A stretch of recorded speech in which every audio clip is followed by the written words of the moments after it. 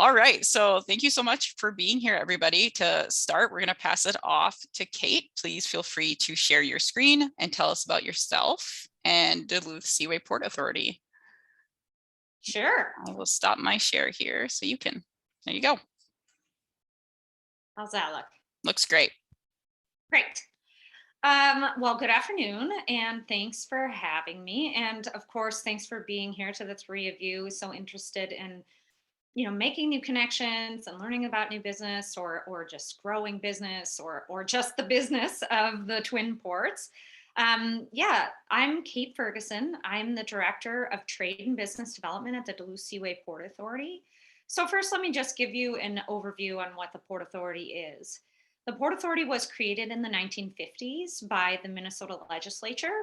And we were really given three parts of our mission that still drive us today. And those three pieces are bring business to the port. So I want to be really clear when I say port. We at the Duluth Seaway Port Authority are very agnostic to the Duluth or Superior side of the harbor, meaning I don't care which side business happens on, I just want it to happen. So bringing business to the port means Duluth, Superior, Minnesota, Wisconsin, our region. I don't care. It could be just the Great Lakes. We want more business to our port and to our region. Second is economic development to our region. And so I'm sad that Ian wasn't able to join us today. Apex is a great partner of the Duluth Seaway Port Authority, and we rely on Apex and Norspan and then very many other economic development agencies to partner with us to bring new businesses, new clients, new industries to our region. And the way we mostly do our economic development is very transportation based. So we really focus on making sure that the folks that want to join into the Twin Ports or move a business to the Twin Ports, or even just grow their current business, can have success using the supply chain opportunities that are in the Twin Ports. And lastly, we advocate. We do a lot of advocacy work. We advocate for maritime. We advocate for transportation.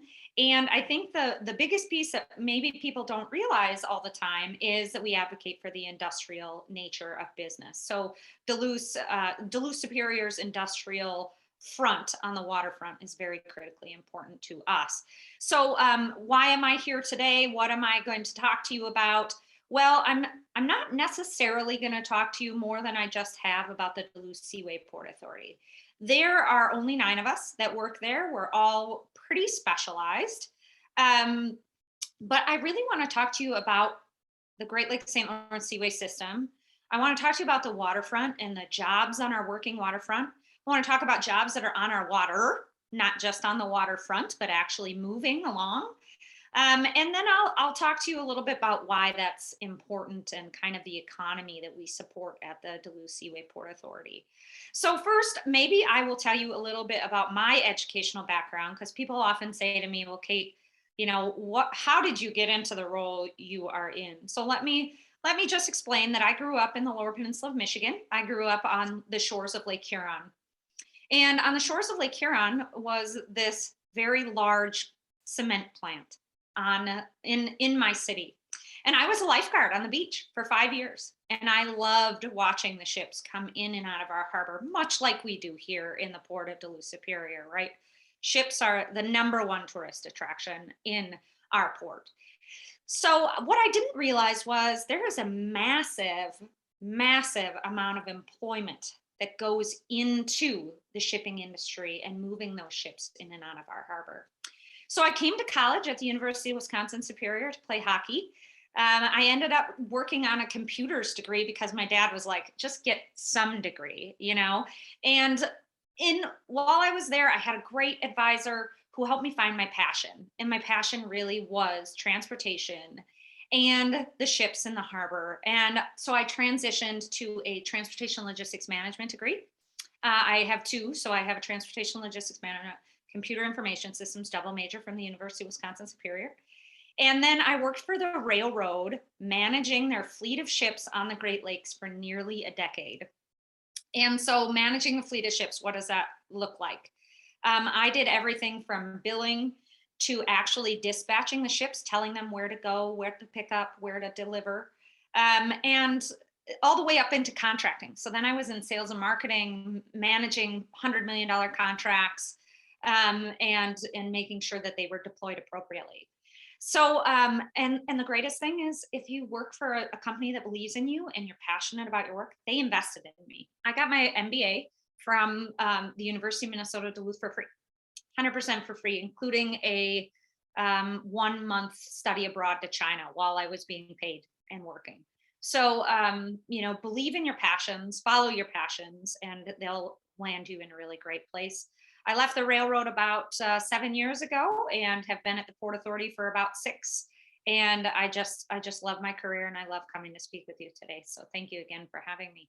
So that's a little bit about me. Let's get into the nitty gritty then. So, a lot of people that live in this region or don't live in this region don't understand the critical influence that the Great Lakes St. Lawrence Seaway has and how exactly Duluth connects to the globe. And so this slide shows you that the Great Lakes St. Lawrence Seaway system is this binational waterway. It truly has to have both the US government and the Canadian government working together in order to make it function. There are 16 locks to get a ship from Duluth, Minnesota to the Atlantic Ocean. That's because Duluth is 600 feet above sea level. Sea level is sea level. So we've got to move a ship from 600 feet above to 0. So that's what all those locks and dams do for us. The system as a whole is marketed as Highway H2O. So you'll see that Highway H2O in the upper left-hand corner, and that is how we actually globally brand the system as a whole. You might also see us called the 4th Seacoast for the North America. So let's, where does Duluth Superior fit into that a little bit? Well, we are the headwaters. So like I said, we're 600 feet, ocean is 0. So you have to go down. So all the water that supports the system comes from our headwaters.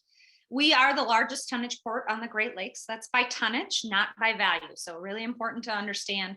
Value would be like, if you took the value of all of LA's containers, one container's value might be worth our entire port of raw materials.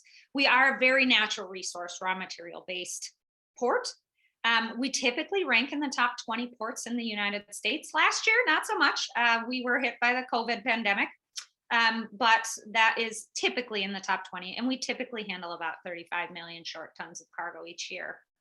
Almost 900 vessel visits. Like I said before, one of the #1 tourist attractions in Duluth is coming down to sit on our waterfront and watch the ships come and go. So although their economic impact is really in the cargo, industrial, raw material sector, I believe that Duluth greatly benefits by having these ships come and go because of the tourist attraction that it creates.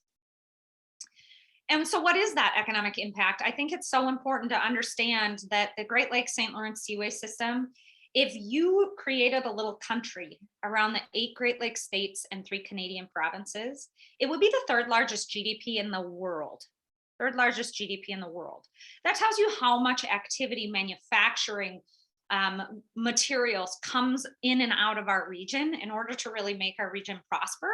But it also really helps Duluth and Duluth Superior and our region prosper as well. You can see the Port of Duluth Superior there has 8,000 jobs. That's just related to the water. That's not the railroads. That's not the truckers. That's not all of those other inland pieces that you need. This is just workers touching our waterfront. And I really like that last figure is that 240 million of tax revenue generated. And you're going to see a tax revenue generated number again a little later in my presentation. But I often tell people, we can't have the roads, trails, services that we so enjoy in any one of our cities without tax revenues generated, which is also why our economic development mission is so important, because as you grow the tax base, you get more tax revenue and we're able to support more services in our community, which can only make our community better. So we are very fortunate to have these businesses in our community.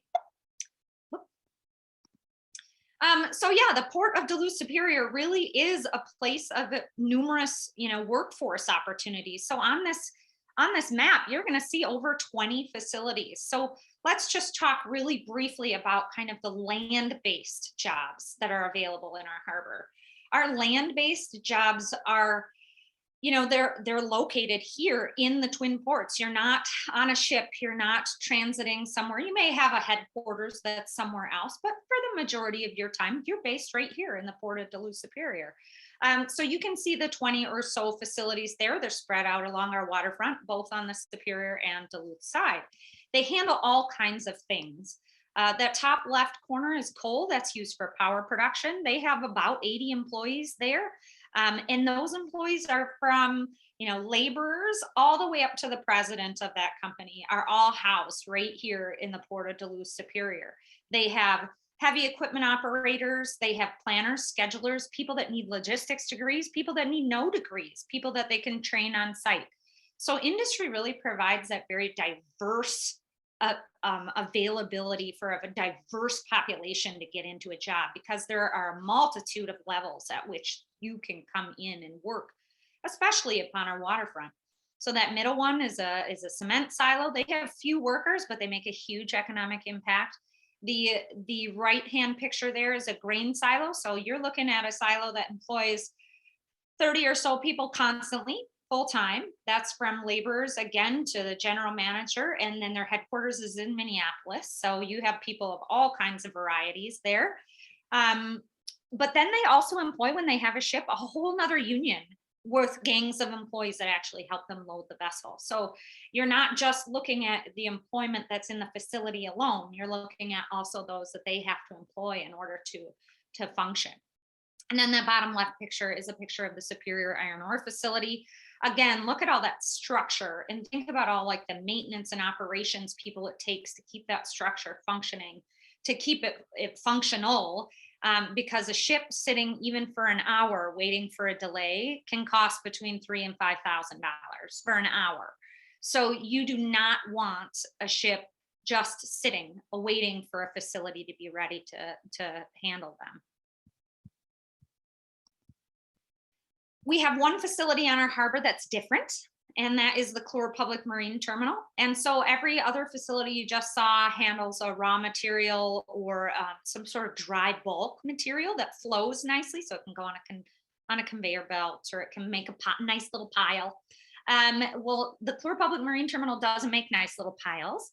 Everything it has needs a crane or a forklift or some sort of specialty handling equipment. You can see containers on site. We need specialty container handlers. There are a variety of jobs here. If you just look at the container side, we often have carpenters, we have welders, and we have equipment drivers. So again, this facility houses everybody from laborer to the owner of the company, all here in Duluth, Minnesota. So if that gives you an idea, there are 45 people or so that work there. They have HR, they have people in HR, they have people in accounting. They have, people in inventory management. They have customer service, because believe it or not, truckers love a good person that's a customer service agent. So just again, the variety of positions. Don't think I'm getting an accounting degree, I can't work in industry, because the reality is you can be a critical part of industry with an accounting degree. And then of course there's jobs on the water. And I think, yes, that's a picture of me long ago on one of the ships that I was managing. And so again, these jobs are just so unique. Yes, they take a specialty person a little bit, one that's full of adventure, yet still like some independence, and some maybe alone time. Ships on the Great Lakes, if you get on a US flag laker, you can have you'll make port every 3 days. You could be home if you lived in Duluth Superior and were on the right ship, you could be home every week.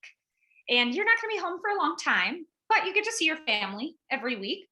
Again, these are people that have zero education, all the way up to, you could get, if you worked up the hawse pipe, which is just kind of a way of working your way up, you could become a captain in 15 years, 10, 12 years, maybe, depending on how, vigorous you want to go after it.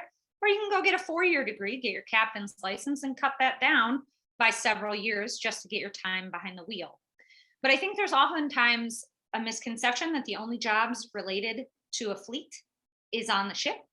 And that is not true whatsoever. In fact, this fleet is managed in Duluth.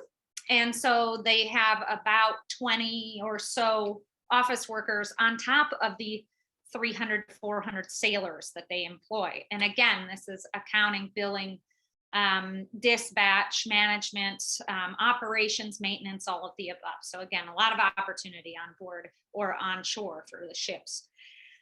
I just want to point out we do a lot of infrastructure work as well. So as part of the growing economic development and business in the port, it means that a lot of our infrastructure needs to be revamped. So we work with a lot of engineers, a lot of companies that do, you know, soundings for slips and different, you know, dock wall projects, substructure projects. But we also work really close with like MnDOT and WisDOT in order to make sure that the infrastructure projects they are doing can still handle all of the product we are needing to move. So really important partnership and collaboration between all modes of transportation. And I'm really thankful to say that the ports of Duluth Superior really work well together. So we're very fortunate there. We touch every part of your life, whether you believe it or not. Here, even in the port of Duluth Superior, we touch every part of your life. This is a smattering of things that we have moved through our port. And a lot of people say, well, Kate, how does Amazon fit into the port of Duluth Superior? Well, if you're from Duluth Superior, a lot of your packages are going to come from the Shakopee warehouse for Amazon. We actually handled all their backup generators through the port of Duluth in order to make sure that that facility, if it had a electrical malfunction or something happened with their electrical grid, they could still power themselves with the backup generators. So things as simple as that you just don't think about every day, let alone pull out a box of Barilla out of your cupboard and say, wow, this probably came from a Minnesota or North Dakotan farmer, and it may have even touched the port of Duluth Superior. And the reason that we do this work, and this is what I really wanted to hone in on, I see I am going far too long, but Duluth by the numbers here, this is why we support economic development and especially industrial economic development, is because we support growth for families, the equitable jobs, and we do it well. These are just Duluth numbers, but you can see here the industrial wages and income is substantially higher than any other job in our economy. And I want to be really clear, we did not pit this industrial versus any other particular sector. That's against the entire rest of the economy in Duluth. So, you know, just remember that industry not only has a ton of opportunity, but it also has a really good chance of paying you well and giving you a livable wage so you can save for retirement, maybe pay for your kids' education, and help stimulate jobs in the rest of the economy. So with that, I am going to turn it over to Colin.